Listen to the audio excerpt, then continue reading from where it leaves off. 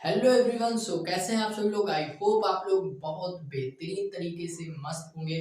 तो guys welcome back to my YouTube channel royal study classes. And guys आज के इस वीडियो में हम लोग पढ़ेंगे धमनी व सिरा में अंतर। अब गाइस यहाँ पर देखिए जो धमनी और सिरा होती है उनमें क्या क्या अंतर होते हैं, कि धमनी में क्या होता है एंड सिरा में क्या होता है। तो इन दोनों को बीच का जो है अंतर आज के इस वीडियो में हम लोग कवर करेंगे।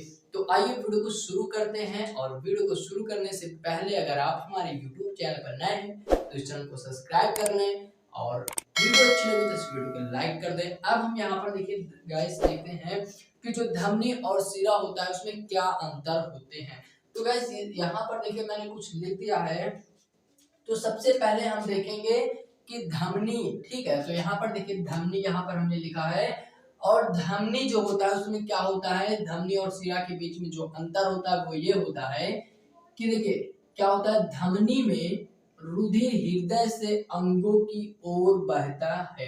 अब क्या होता है देखिए जो धमनी होता है उसमें जो ब्लड होता है, रुधिर मतलब रक्त, ठीक है, जो ब्लड होता है वो हृदय से अंगों की ओर बहता है। यानी कि जो धमनी होती है वो हृदय से अंगों तक हमारे ब्लड को पहुंचाती है, ठीक है।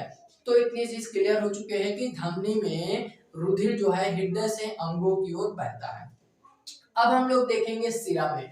तो सिरा में हमारा पहला क्या है कि इनमें रुधिर अंगों से हृदय की ओर बहता है। यानी इनमें रुधिर जो है अंगों से हृदय की ओर बहता है। अब क्या है कि धमनी जो है सिरा के जस्ट अपोजिट होती है। ओके, अभी तक क्या था कि रुधिर जो है धमनी में रुधिर हृदय से अंगों की ओर बहता था। अब सिरा में रुधिर जो है अंगों से हृदय की ओर बहेगा। यानी जो हमारे बॉडी के ये पार्ट्स है, यानी कि यहाँ से जैसे ब्लड आएगा और वो हृदय में जाएगा और धमनी में हृदय से निकलेगा और बॉडी में जाएगा। तो आई होप कि आपको पहला पॉइंट जो एकदम क्लियर हो चुका है। अब गैस यहाँ पर देखिए हम लोग देखते हैं अपना सेकेंड पॉइंट। तो सेकेंड पॉइंट हमारा ये है कि हृदय के धड़कनों, क्या है, हृदय के धड़कनों के कारण इनमें रुधिर रुक रुक कर बहता है तथा दबाव के साथ बहता है।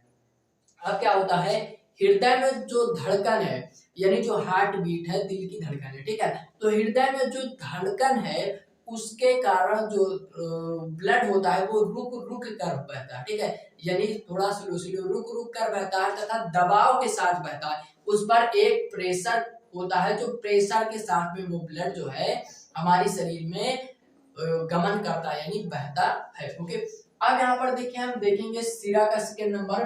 तो सिरा क्या होता है, यहाँ पर देखिए सिरा में हमारा हो जाएगा कि सिराओं में रुधिर के बहाव की गति जो है वो धीमी व एक समान होती है। अब देखिए सिराओं में क्या होता है कि सिराओं में जो ब्लड होता है उसकी गति धीमी होती है तथा एक समान होती है। और धमनी में क्या था कि रुक रुक कर बहता है, वो एक समान बहता है सिरा में, ठीक है। जो सिरा में ब्लड बहता है वो एक समान बहता है तथा थोड़ा धीरे धीरे यानी स्लोली स्लोली बढ़ता है। ओके, तो आई होप कि आपको ये दोनों पॉइंट्स क्लियर हो चुके हैं। एंड अब हम लोग देखते हैं धमनी का तीसरा पॉइंट। तो धमनी का हमारा तीसरा पॉइंट क्या है, तो यहाँ पर क्या हो जाएगा एवरीवन कि इनकी दीवारें अत्यधिक मोटी तथा लचीली होती हैं। अब क्या है कि धमनी की जो सिराएं होती हैं वो अत्यधिक मोटी यानी काफी मोटी होती हैं और लचीली होती हैं, वो इधर उधर कहीं भी मूवमेंट कर सकती हैं। ओके, तो यहाँ पर देखिए क्या होता है कि जो रुधिर है, सॉरी जो मतलब धमनी है उसकी जो सिराएं हैं वो मोटी होती हैं तथा लचीली होती हैं। वो जो होती हैं कहीं भी इधर उधर मूवमेंट कर सकती हैं। अब यहाँ पर देखिए थर्ड नंबर हमारा अगर सिरा की बात करें तो सिरा में क्या हो जाएगा कि इनकी दीवारें पतली व कम लचीली होती हैं। यानी कि जो सिरा होती है उसकी दीवार जो होती है वो पतली होती है। सिरा की दीवारें पतली होती हैं तथा कम लचीली होती हैं धमनी के अकॉर्डिंग, ठीक है। तो धमनी के अकॉर्डिंग जो सिरा है वो पतली होती है एंड कम लचीली होती है। अब हम देखते हैं धमनी में हमारा 4 नंबर का पॉइंट। तो 4 नंबर का पॉइंट क्या हो जाएगा कि इनकी ग्रह सक्रिय होती है। जो इनकी ग्रह यानी जो इनकी नली होती है, जो ब्लड जिसमें गमन करता है वो क्या होती है, साकरी होती है। तो धमनी जो होता है वो क्या होता है, साकरी होती है उनकी ग्रह यानी नली। ठीक है, तो वो क्या होती है, सक्रिय होती है, क्योंकि देखिए रुधिर में शुद्ध रक्त बहता है तो शुद्ध रक्त जो है पतला होता है, इसलिए यहाँ पर देखिए इनकी ग्रह जो है वो सक्रिय होती है। यानी कि जैसे किस जो कुछ मोटी होती है तो ये बहुत ही पतली और सक्रिय होती है, बहुत ही कम एरिया होता है इसमें। ओके, एंड अब गाइस हम लोग देखेंगे सिरा में 4 नंबर। तो सिरा में 4 नंबर हमारा क्या है कि इनकी ग्रह जो है चौड़ी होती है। अब इसलिए चौड़ी होती है, इसके आगे मैं आपको बताऊंगा। देखिए इनकी जो ग्रह होती है वो चौड़ी होती है सिरा में, वो इसलिए क्योंकि देखिए जो अशुद्ध रक्त होता है वो मोटा हो जाता है, जो अशुद्ध रक्त है वो मोटा हो जाता है, यानी जो अशुद्ध ब्लड है वो हमारा मोटा होता है। इसलिए यहाँ पर देखिए सिरा में जो है अशुद्ध रक्त बहता है, इसलिए सिरा की जो ग्रह होती है वो चौड़ी होती है, क्योंकि अगर चौड़ी होंगी जब भी जो है कि सिरा से अशुद्ध ब्लड हमारे शरीर से हृदय की ओर आएगा। ओके, तो इतनी चीज आपको अच्छी तरीके से क्लियर हो चुकी होगी। एंड अब हम लोग देखते हैं धमनी का पार्ट, मतलब कि 5 नंबर, कि ये जो होती है खाली होने पर भी चिपकती नहीं है, यानी ये जो खाली होने पर भी चिपकती नहीं है। तो धमनी की जो वो धमनियां होती हैं उनमें ब्लड नहीं होता, यानी वो खाली हो जाती है। ठीक है, ब्लड नहीं होता, वो खाली हो जाती हैं, फिर भी वो आपस में एक दूसरे से कनेक्ट नहीं होती, यानी एक दूसरे से चिपकती नहीं है। ओके, तो आई होप कि आपको ये समझ में आया होगा। एंड अब हम लोग चलते हैं सिरा की ओर। तो सिरा क्या है कि ये खाली होने पर भी चिपक जाती है। क्या है कि ये जब खाली हो जाती हैं तो ये चिपक जाती हैं, एक दूसरे से कनेक्ट हो जाती हैं। ठीक है, तो ये आपका पॉइंट जो है क्लियर हो चुका होगा। एंड अब हम लोग देखते हैं 6 नंबर का पॉइंट धमनी से। तो क्या है कि पल्मोनरी, क्या है पल्मोनरी, धमनी को छोड़कर से सभी धमनियों में शुद्ध ऑक्सीजन युक्त रुधिर होता है।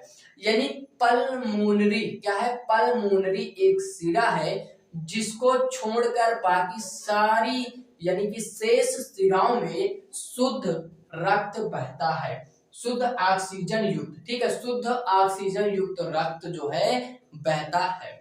एंड अब यहाँ पर देखिए क्या है कि सिरा में पल्मोनरी सिरा को छोड़कर, पल्मोनरी सिरा को छोड़कर सभी शेष सभी सिराओं में अशुद्ध ऑक्सीजन रहित रुधिर बहता है। ठीक है, तो क्या हो जाएगा कि पल्मोनरी सिरा को छोड़कर से सभी सिराओं में अशुद्ध ऑक्सीजन रहित रुधिर होता है।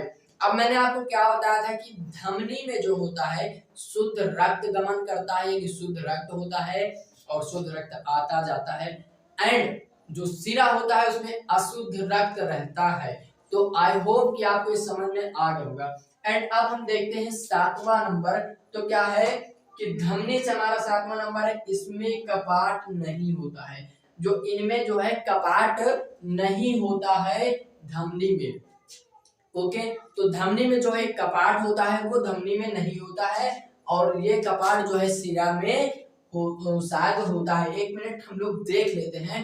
हाँ, जो सिरा होता है उसमें कपाट पाया जाता है, क्योंकि